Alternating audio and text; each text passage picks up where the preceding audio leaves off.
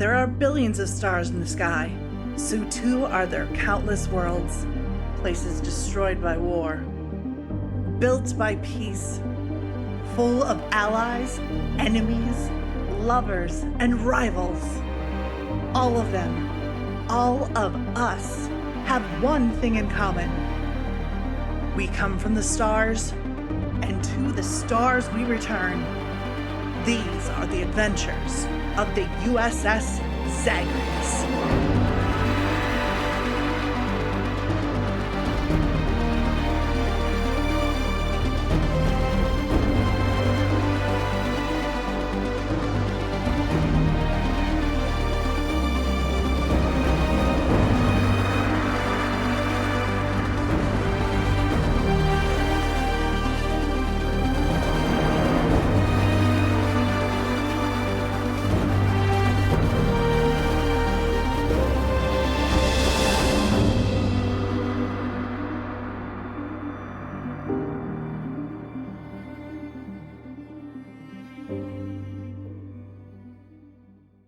Greetings, people of Earth. My name is Rob Wieland. I am an author, game designer, and professional nerd. Tonight, I am the host of Theater of the Mind Players, your friendly local actual play Slaps. We are playing Nobody can hear you flap in space. Oh, yes, they can. If you flap in space, it pushes you backwards.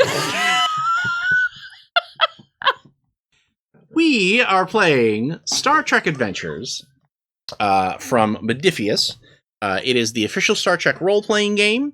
It uses their 2D20 system, and it is a book that I had the pleasure to work on. So I'm very excited. When we started Theater of the Mind Players, the idea that I had was I want to play a bunch of the games that I've worked on, and we actually rarely get to do that. Some of that is my fault. It's a thing, but I'm very excited to play this. This is the start of our second episode, which is going to take us through the next 3 weeks. If you Star Trek in general is more episodic, so if you want to start here, that's great. If you want to watch us from the complete beginning, you can also go all the way back to the top of this play series, whether you're listening on podcast or watching us on VOD. But we are here tonight to have some exciting Star Trek adventures. So let's go around the table, have everybody introduce themselves and their character. And let's start with our first Mind Player. Hi there. My name is Jordan Fishburne, she, her, and I am bringing to your television set Lieutenant Commander Thang Duras, Klingon warrior, chief of security. Oh, and what role do you play on the ship? Include that as well. The chief of security. All right, let's move on to our next Mind Player. Hello, my name is Ethan Eichstedt Anderson, he, him, and I am playing Gulak, the Tellarite operations tech person. What's your... As you are a very large Star Trek fan, I think you meant that you are an ensign who is one of the transporter operators. That's 100% what I said. Word for word. Word for word. Yeah. Let's move on to our next Mind Player. Hi, I'm Tawny P. Thompson, she, hers, and I am playing Tira Sidak, the Orion, who is a Lieutenant JG, and I am the flight controller. All right. Lest we forget your partner in crime, Lieutenant Gunny Holmstein. My notes say a Holmstein hot lieutenant. Yeah. My notes say Gunny Holmstein. Jerk. So they'll be hooking up maybe around like season 3, I think. Because you got to establish the tension. Then season 2 is the will they, won't they, and then season 3 is the season 3 is usually the we're banging, but we can't tell anybody. Yep. It's like Skyward, you know. Yeah. Call sign jerk face. Yep. Call sign jerk face. Spoilers. Let's move on to our final Mind Player. Hi, my name is Sarah Babe, she, they, and I am Captain Taal, who is a Trill. And I'm super excited to be captain of the USS Zagreus. And like every good episode of Star Trek, we are going to start off with the captain's log after I establish the scene.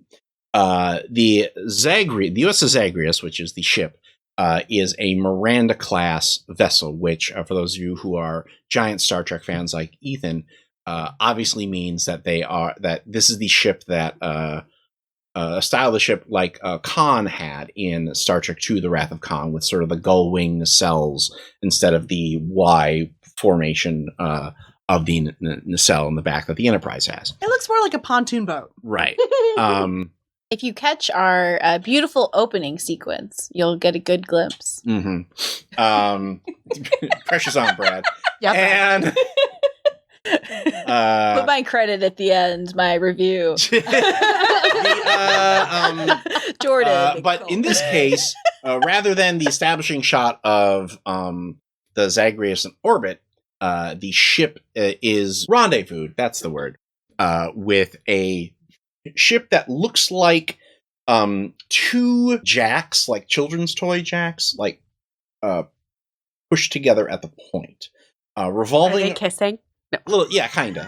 Kiss. One jack has 4 small nacelles at each point that's slowly rotating one way, and the other jack has round spheres at the end of each point, and they're counter-rotating with one another. So, Captain, if you would please take us away. Captain's log. Stardate 47517.3. The Zagreus is en route to rendezvous with the hololiner Wiku A. The ship is run by the notorious Ferengi Uncle Pil, who claims to have information on a fugitive from Starfleet justice. I've spent the trip brushing up on my rules of acquisition because doing business with Uncle Pil might be more dangerous than anything I have ever encountered in all my lifetimes. Whom are you taking aboard the Wiku A? I'm loath to bring another female with me because that is usually absolute nonsense with Ferengi. Oh, you want me to go on the Ferengi ship? No. I will say that while Uncle Pil owns this ship, it is not. There are species of all kinds because it is basically a cruise ship in space. So it's not like a Ferengi vessel per se. Okay. Think of it as like a mobile corpse bar. Oh, okay. I love you. I'm not bringing you with because I don't want you to kill anyone. Good call. Have you ever met the Ferengi? No. Okay. Then it's gonna be you. I talk good. Tara is more of a talky character. She is. Yeah. I am. Yeah. Sea Duck. Lieutenant Sea Dog. Yes. So is it just the two of you, or are you taking other minor crewmen?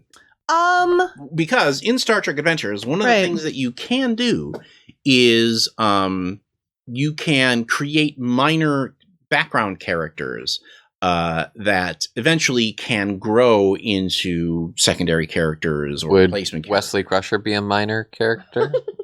Only because he's underage. And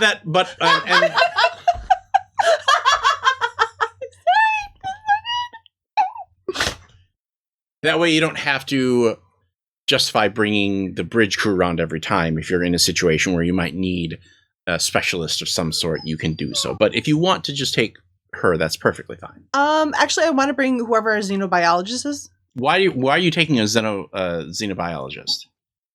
Because we're meeting Ferengi. Okay. And there's also going to be a variety of non-Starfleet species on the ship. Okay. And it also amuses me when the officer gets very excited about things. Okay. Well, first of all, does either Ethan or Jordan want to play this character? Can I fake xenobiology? That's what I was just debating off the too in top my of my head. Well, hey, we could even play it where you're playing the xenobiologist who has done a lot of like theory work, but has never actually been in like the field. Or are you the xenobiologist like Dr. Zoidberg and you think you know xenobiology, but you really don't quite know xenobiology? Do I get inspiration points if I completely just terrorize Tawny and Sarah through that entire sequence? We'll see. Ethan, you want to play this character? Oh no, this was your bright idea, Sarah. No, I'm asking for a definition of terrorize. False information the whole time. Don't roll. Just Yes. go Your by 3 vibes. stomachs. I'm gonna not volunteer to be the xenobiologist. We appreciate you. Yeah, I could do it. I want to see Ethan fake it. Okay, Ethan, look at your character sheet. Character sheet, looking. This new character, what are they under attributes? What are they the best at? Let's go with insight. Okay. Now, what are they the worst at? Fitness. Okay. Are they better at presence and reason or control and daring? Presence and reason. Okay. What 2 disciplines are they worst at? Under command, con, security engineering, or medicine? What are the 2 things that they basically just have their basic training in? Security and command. I think you picked a very soft boy. I picked a very soft boy. Let's give them a value. Probably give him a 9 out of 10. No. So the values are the character defining values. Might I suggest first voyage? Any good alien. Oh, I was like, Can't just give him soft boy. I think we've already given him soft boy. Now, this is the classroom. This isn't the classroom is good. That's pretty good. the simulations were not like this. I like this isn't a You classroom. see, I read it in Hogwarts history. Of con, engineering, and medicine, what is he the best at? Medicine. Okay. Good choice. I am proud of you. All Went to right. xenobiology because he failed out of vet school. No. Okay. Can't fix a dog, but damn, can he fix a Klingon? What's a good last name for this character? Lieutenant Rademacher or Lieutenant Parker? Parker. All right. So, Lieutenant Cyril Parker Cyril Parker. joins you on the transporter pad, and the 3 figures beam onto the transporter pad of the Wiku A. And immediately you the sound of fun washes over you. You can hear the like click click click click click click, click of the Dabo wheel, and people are the clink of glassware and there's actually there are yeah, we'll do it. There are 2 Orion women who are dressed in the like bikini, the dance bikinis, who put like space lays over everybody as you step off of the transporter pad. Aloha voyage. Welcome. Okay. So George is like, I don't want to play an officer. I want to play The background characters. Welcome aboard. Please spend freely. Welcome aboard. Please spend freely. Yes. We hope that your laws of acquisition mean that you acquire a good time. The first law of acquisition, having a good time. Yeah, right? So what do you do when you look around Giggle. Bikini ladies. Like you've heard, like this is like you've heard of so many dangerous away missions, and you're like, I get to go on the party ship. We are on a vessel. Never seen an Orion before? Says the Orion. Starfleet doesn't allow lack of clothing like this in situations. I suppose you're right, Parker. Man. Suppose you're right. You are a Starfleet officer, and you will conduct yourself as one. Yeah, man. Buck up. Keep your giggles to yourself. I am bucked. He's bucked, Captain. Parker is giving me some big Utah energy right now. Like That's his middle name. Cyril Utah Parker. Cyril Provo Parker. Well, one of the Orion girls says, Captain Taal? Yes. Uncle Pil will be with you momentarily. Let us escort you to the bar. Your first drink is compliments of our friend, the uncle. Thank you very much. I appreciate your hospitality. And Yes, do you have any Sarlacc whiskey? No. you're like top shelf. Oh, they're buying top shelf. Top shelf. Actually, as you get up to the bar, the bartender puts the glass down, gets out the bottle of Sarlacc whiskey, pours it, reaches underneath, puts the ice in the glass, and then takes the very tiny disruptor and hits it with hits the ice ball with the tiny disruptor, just like you're supposed to do to unlock all of the flavor that.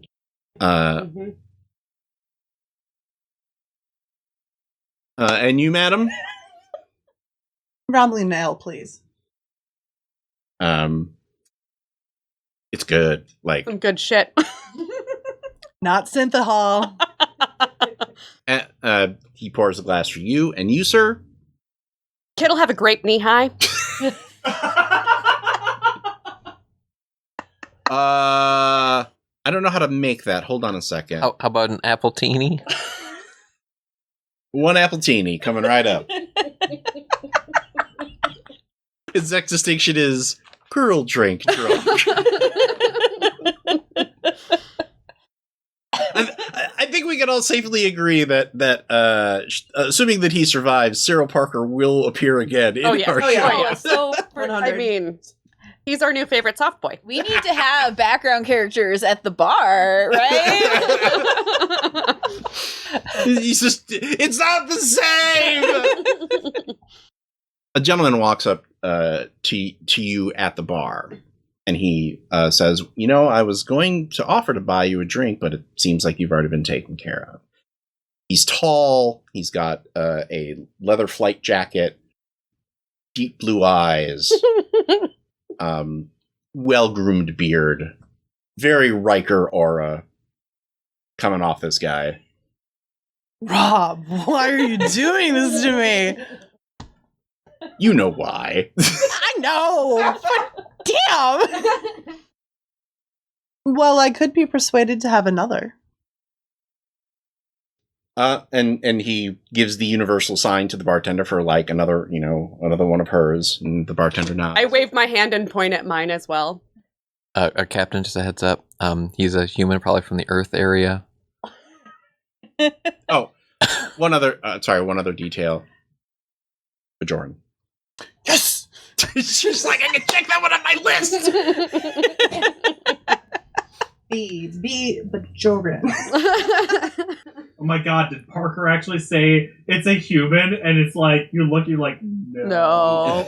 No, I don't. Honey, no. Like, soft as Parker may be, and I love that we have written up 10 pages of history for him already. He's still good at his job. Yeah.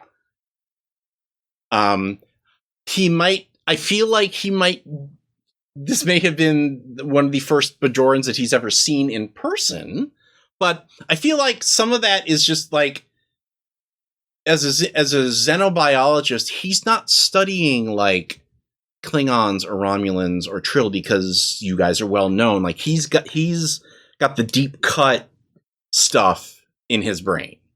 Does he have the earring? Yeah. Okay. What does the earring mean? It's a religious thing. Okay. Yeah. Yes, he does. Well, I mean, it would be rude of you not to join us. I'm assuming. Me? Sure. Yeah. Thank you. Yes, I would. Yeah. If you're drinking with us. No. Yes. Of course. Yeah. I mean, if that's okay with you. Of course. Captain, I'm Captain Sinlinen. Nice to meet you. Are you here on business? Mostly business. Did the uniforms give us away, or was there something about the... Well, I've seen plenty of Starfleet officers on shore leave. In uniform? Yeah. Some of them really like the uniform. What's more I find that it clashes. What I found is that some other people also like the uniform. Like, like saying, like, red looks good on you. Captain, he's referring to fleet bunnies.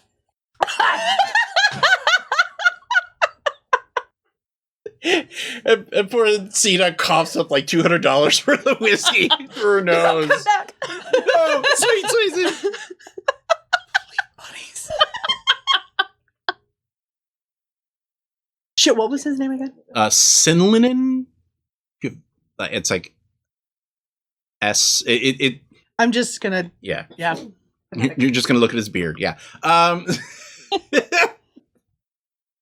Oh no! I just am very. I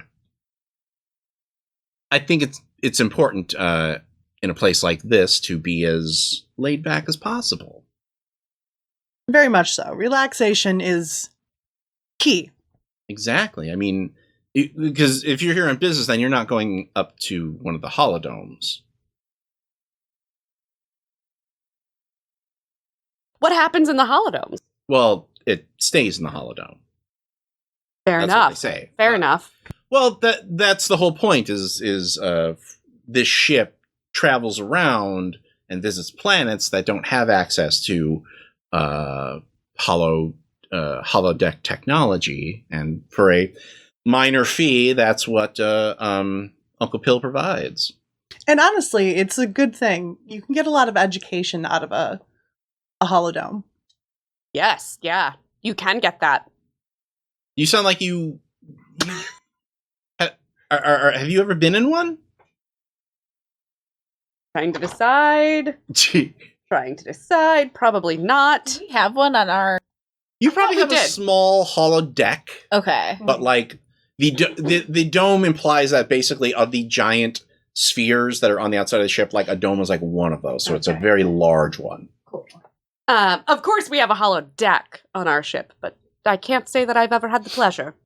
Well, that's the thing. I mean, I supply Uncle Pil with the hard light emitters for the holodomes, because the people who use these are a little hard on them. I can imagine. Holodeck stuff is mostly that's like educational, right? That's like learning about like trees and running around a river and all that stuff. Yes, exactly that. And bees. How much do you know about the birds and the bees? I wouldn't mind showing off my knowledge later.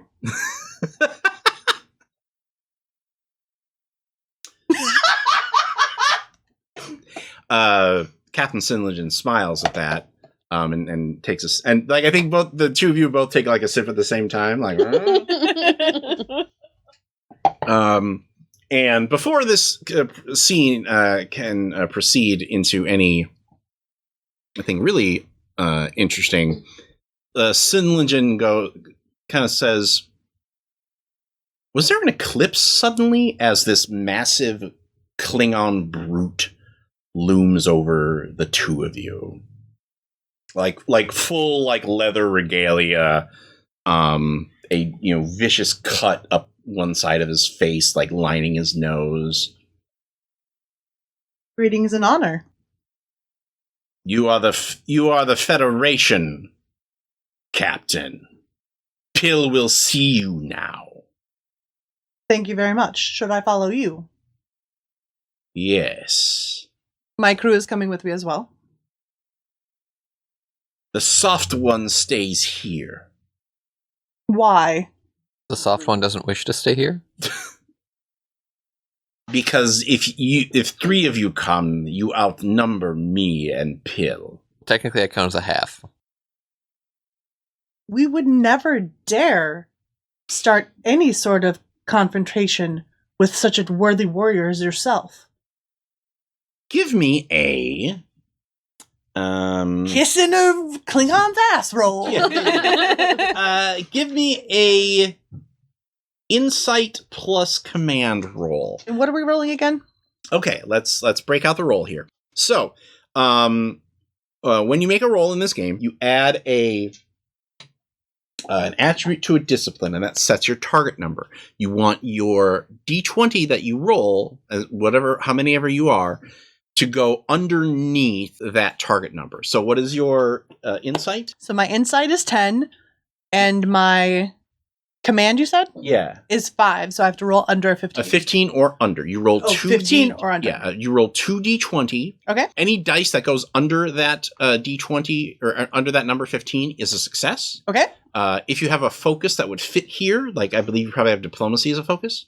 I do have diplomacy. So any dice that fall underneath your command skill count as 2 successes. Oh, cool. Okay.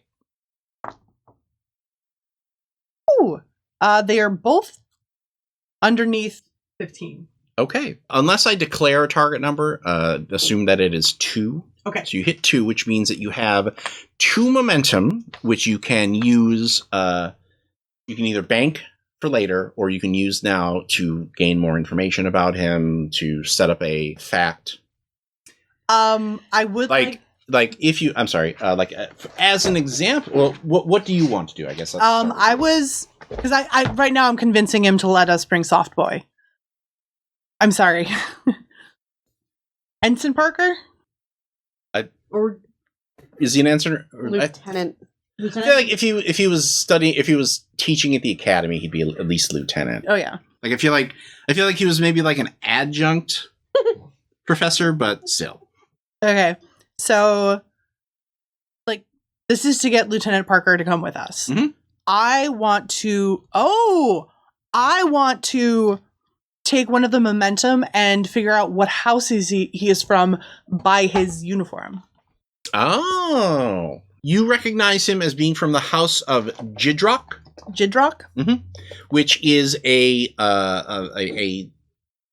house that was subsumed by the house of Gowron. Oh, okay. And you also know that when the house was subsumed, they were basically given a mission by Gowron to hunt down and eliminate all traitors of the House of Duras. Why is that a big deal? This is why I was very sad when Sarah said that she wasn't bringing you with. Sometimes I make good decisions. But that's how you roll here. You have to abide by the player's choices. I was actually a little like, there's already a Klingon there. Why couldn't I go? Now you're like, I'm good. Yeah, now I'm like, I'm just Peyton. I even studied Klingon insults for you. I'm sure it'll come up later. I see you are House Jidrock. A noble house indeed, given the task of hunting down the traitors.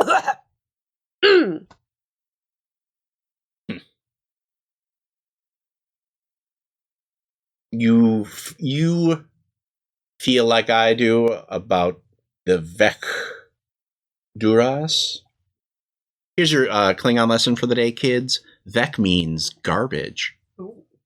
There are definitely Duras that are Vec. But not my security bestie! You can be trusted. Bring the soft one. Bring your... And he disgustingly gestures at your appletini. It's an appletini. Mm. It's quite delicious. Mm. I know. No blood wine, obviously. Do they have blood wine teeny? We cut to Pel's office, which looks out over that main floor and is latinum pressed, or perhaps latinum foil everything. He is looking away from you as you enter. Kavak, the Klingon, grabs 3 chairs for everybody, and he looks away from you. Uncle Pil looks away from you as they set up the chairs. That is such a fucking dick move. Okay. And he actually has like a hood, like a standing hood. Like you can't even see the back of his Ferengi head. Oh, like Mr. Sinister. A little bit, yeah. Like not quite Dracula cape, but when he turns around, it's because it's all like fur lined. Right, okay. And also makes it harder to attack him in his ears from behind. And he stands up and he says, Captain Taal, it's so good to see you. Or it's so good to meet you. And oh, it's so good to meet you too. Oh. And who is this delicious dish? Well, she's not a dish. Well, she happens to be my pilot. Oh, yes, of course. I am terribly sorry. I did not mean to reduce you to the mere physical components. I'm Cyril. I'll get to you in a moment. No, you can start with him. That's fine. Reduce you to the mere physical components of your being. Captain. You may introduce yourself to me. He's taking every fiber of my being, not to throw the glass of Sarlacc whiskey in his face. I can hold your drink if you need me to. And you I finish it and hand and it you, off. sir. I'm Cyril. I also study people's physical attributes as a xenobiologist. Oh, what do you know about the Ferengi?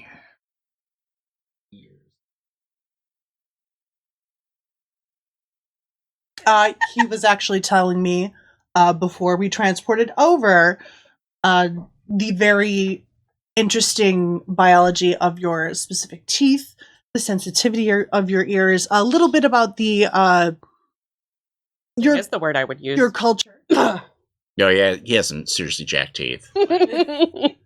They like. I'm sure they made the. I'm sure the makeup department made the mold and then took him out into the parking lot and threw him around like a handball. like I'm imagining that his teeth push out so far that he kind of has a resting duck face. Oh, and your laser whips. Absolutely brilliant use of weaponry. I see. I do find it interesting that you are already flattering me in an attempt to start these negotiations. Oh, goodness, no. I just love the laser whips. She does. This is what you do? You talk about our neural whips all day on the bridge of your Federation vessel? Not all the time. How long does she do that? Oh, probably a solid hour a week, I would say. Interesting. So you're a student of Ferengi culture. I do like to know a lot about the Ferengi. Your rules of acquisition are quite succinct. So you would know the 45th rule of acquisition. Give me a reason plus command roll here. They're both under. And one of them... Oh, I mean, I assume diplomacy would work too? Yeah. So I got a 5 and my command is 5. Okay. Yeah, so that counts as doubles.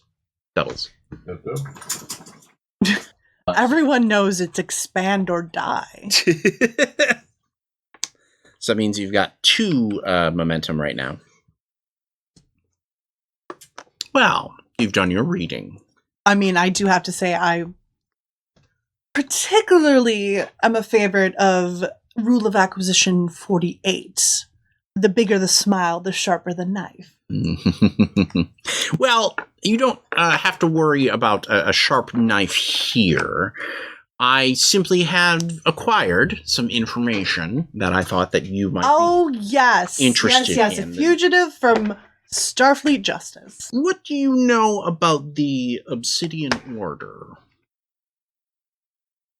What do I know about the Obsidian Order? Anybody can make a roll on this. That would be reason plus security. Can I send it to him via? What is going on? Both of mine are under. Both of mine are also under. And I was going for a 10. Would Same. Starfleet protocol? No. No. Okay. Diplomacy though. Probably not. Okay. Not this time. But so if I rolled a 2 and my security's a 2, I still don't get dubs. Correct. Okay. It's only you get doubles if you roll a 1, but if you have a focus, you get doubles equal to whatever the focus Okay. is. I still rolled both. So of them. everybody got 2? Mhm. That makes perfect sense. The Obsidian Order were the secret police that the Cardassians used up to and into the Dominion War. Oh my god. So they are basically, if the Cardassians are kind of the space Nazis, they're the space Nazi SS. Great. Oh, the Obsidian Order. I know enough. Well, I have discovered, or I have been told the location of a Cog Severa. Pil kind of waxes nostalgic. Now he starts to stroke his ear hair. Oh. Like if he had a beard, he'd be doing this, but because Ferengi only have ear hair, he does this. So I'm wondering what this information might be worth to the Federation. After all, Severa is a war criminal, and I'm sure that you would love to get your hands on her and get any information she might have about Dominion stockpiles or things that might have been cast by the wayside. And where others of her ilk are hiding as well. Exactly. You are very astute, Captain. The door opens, and Kavak brings in another chair. Yeah, I know where this is going. Fuck. Ah! The other interested party is here. And in walks Captain Sinlinen. Captain Sinlinen. A long time no see. And he smiles and goes, darn. I was hoping I wasn't going to see you here. I picked out a nice little beach scene instead, but we could both give up the chase and just go to the beach. So you're joining us? And that is where we end our session. Join us next week when the three of us and headless Ethan return to tell the next act of our story. Until then, just repeat to yourself, it's only a game. I should really just relax. Congratulations, fellow human! You've reached the end of an exciting episode of Theater of the Mind Players. If you enjoyed our story, please like the video. If you want more games, subscribe to our channel. Attack the bell for notifications on new posts. If you liked the episode, please tell us what you enjoyed the most in the comments. If you loved the episode, consider joining our Patreon. You'll get access to special shows, session zeros, and help us determine what we play on the show. We love our friends of Pat Rayon, and we hope to see you there.